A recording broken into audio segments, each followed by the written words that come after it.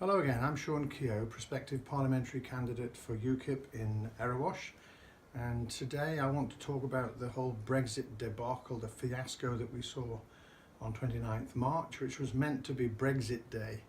That was meant to be the day we get our independence, and instead it turned out to be a day with people talking yet more about doing a deal and what the deal should be and how to do a deal and all the rest of it.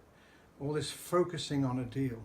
But in 2016 at the referendum, when we voted, it was not in virtually anybody's mind, the idea of doing a deal. That was just not in people's minds. The Leave camp, quite rightly, were focused on freedom. They rightly understood that that was what it was all about, being a sovereign nation, having the freedom to make our own laws. The Remain camp, they weren't thinking about a deal either, but for quite different reasons. They weren't thinking about it because they expected to win. They were confident of it. They fully assumed it. They misunderstood, they underestimated us. Now, the deal obsession came later, and it was used as a ploy, a device, a trick to try to sabotage Brexit. It was not brought about by the incompetence of Mrs May. I'm certain of that, because nobody could be that incompetent on such an ongoing, consistent basis by accident. This is intentional, it's deliberate. She is deliberately seeking to destroy and sabotage the whole Brexit process. And I think that is self-evident. And one of the bases on which I say that is that she chose to use Article 50 of the treaty to get out of the European Union, rather than simply repealing the 1972 Act, which we could have done in a matter of a few weeks, in June or July or August of 2016, and out we go. That's what the obvious thing to do was. So what she did, it was like going 7 ways round an octagon, instead of just going the one way. It's like climbing onto the roof of a building, climbing down the drain pipe, instead of just walking out the front door. Nobody would do that unless they had a reason, an agenda to do it. She waited 9 months to invoke Article 50, then the 2 years of negotiation. Now that, it's proposed, should be extended, and even after that there's the transition period. This whole process of leaving the EU, even if we leave it, is being spun out to 4 or 5 years. That was not in our minds at the time. Now, she did all that on purpose, to spin it out, to create confusion, even to create boredom, and that is a factor, but also to tie us up in knots, in confusing, muddling, bewildering legal and political knots, such that most people now haven't really got a clue what's going on. They're losing the plot. Now, you could argue, contrary to what I've said, that back in June 16, the need for a deal, the making of a deal, was implied. You could say it was implied by the very existence of Article 50, because Article 50 of the treaty speaks of how, once it's invoked, you have a 2-year period to negotiate a deal, which can be, the period can be extended by the agreement of all 27 states. And the very existence of that provision, you could say, implies that a deal was envisaged and that we were therefore thinking of such a thing at the time. Well, that's an arguable point. It's a triable issue, as you might say, except there's a major flaw in that argument. If you're going to pursue that argument, you have to say this.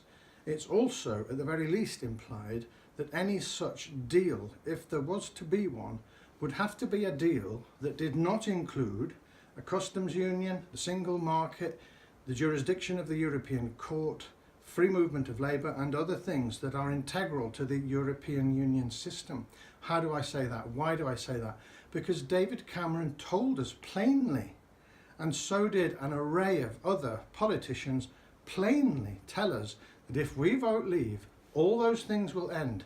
We'll never get another chance to be in those things. It'll all be over. We'll be out of those things. And I think we can rightly and properly say with confidence that we were therefore, whatever it was we were voting for, insofar as it involved a deal, it was a deal that did not involve any of those things. What would it involve? Obviously, it would at most involve the arranging for some kind of trade arrangement on mutually beneficial terms whereby we would trade within the members of the customs union but without paying or imposing tariffs. That was the most that it would involve. Nothing else, nothing political, nothing legal, nothing military, nothing of that kind. Just purely trade, and that it would simply be a side issue which we would only do if they wanted us to. It was not a big issue for us, plainly. Now, here we are now. Why are MPs even involved at all? What are they doing talking about this? It's none of their business. Now, why do I say that? Ordinarily, under our constitution, members of parliament are representatives. That means that they are free to vote for or against something regardless of what their constituents think, even if the MP is in a minority of one, even if he's the only person in the constituency who thinks in a certain way, he's entitled to follow his own opinions and conscience. That is true under our constitution, but with one glaring exception. When there is a referendum, the normal conventional position is altered. And what we have instead is that the MP, instead of being a representative, he becomes a delegate. That means he's mandated to vote in accordance with the decision that the British people made in the referendum. Now this, of course, is an exception. It happens once every few decades. 1975, 2014 with the Scottish referendum, 2016 with the EU referendum. They really are very rare. The rest of the time, the procedure is right. That's correct. They are representatives. But over this issue, they are not. They are delegates, and they are mandated to obey what we said. That means there's nothing really for them to do other than to agree with us and vote in what we've said.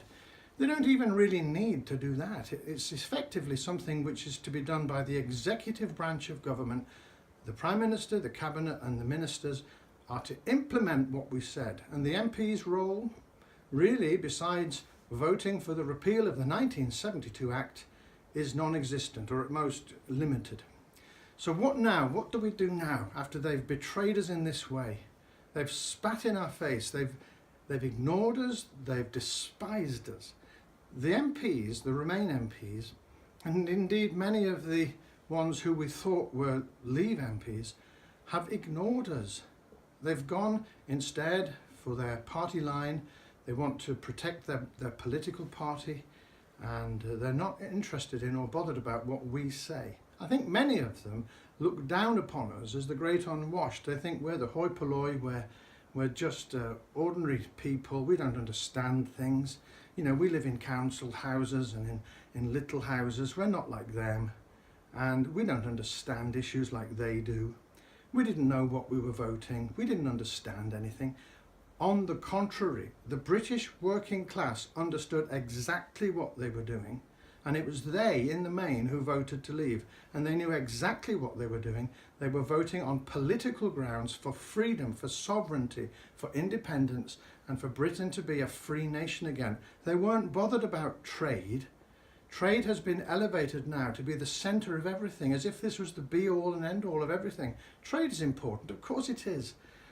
But even that presupposes that our trade will be impeded or impaired or harmed by our departure from the EU. It won't. Trade will be improved, increased. We've got the whole world to trade with. But even if that wasn't true, even if trade was impaired, so what? I don't care if it is. I don't care if my living standards go down 50%. I want to be free. I want to be in a free nation. That's what I want. Back in World War II, they didn't fight World War II so that they could have shorter queues at airports and pet passports and fresher lettuce at the supermarket. That wasn't what it was about. It was about freedom, and that's what this is about. Now, what do? We fight on. We must not give in. We must let these people know that we are not to be urinated on by them. And I am so furious about this. And it's only the fact that I've had a lifetime of legal training and have to mind my manners when I speak that enables me to keep so calm. Some people have asked, how do you keep so calm on these videos? Well, 25 years of practice in courts because it doesn't pay to shout at judges. But I am angry, I'm furious about this, and you need to be. We need to let these people know that we are not having it, and that we will not just meekly sit down and let them take away what we voted for. At the next general election, these people must be swept away. Swept away. Everyone who voted against Brexit must be swept away. Likewise, if there's to be a European election, sweep them out. Vote UKIP. Do not vote for any of these little splinter parties led by Nigel Farage or whoever else. UKIP is the one and only party that can get this done. Vote UKIP. Whatever your background, I don't care whether you used to be Labour or Conservative or whatever. Put aside any tribal loyalties and vote for the nation. Vote for UKIP and get us out of the European Union. Now, thank you for listening, but please share. It really helps, because the pro-leave message is being impeded. It's being blocked by so many ways. And if you share, you really help to get it out. Thank you very much.